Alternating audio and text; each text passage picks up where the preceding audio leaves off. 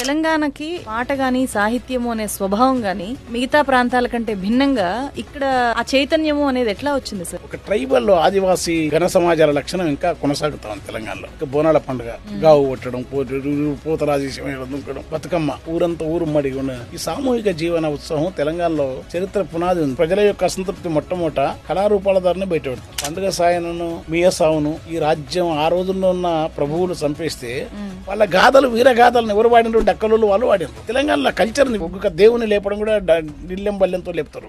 ఆధునికత రాని వ్యవసాయ సమాజంలో పాట అట్లే కాపాడబడింది. అన్ని తిరుగుబాటు పాట, ప్రశ్నించే పాట, తిరుగుబాటు తత్వం తెలంగాణలో బసవపున పాలకురు సోమనాథం నుంచి మొదలుకొని ఉండొచ్చు. ఏదైనా సరే తెలంగాణ వ్యవస్థీకృత వ్యవస్థగా మారితే ఇన్స్టిట్యూషనల్ అయితే దీన్ని వ్యతిరేకిస్తారు. ఇక్కడ ఆధిపత్యంలో ఉన్న సమూహాలు అణచివేసే క్రమంలో ఈ పాటలు ఇవన్నీ ఎక్కువ ధిక్కారకవిత్వం వస్తాయి. తెలంగాణలో సజీవంగా ఉన్న వాటి ధార కంటిన్యూస్ గా ఉంది.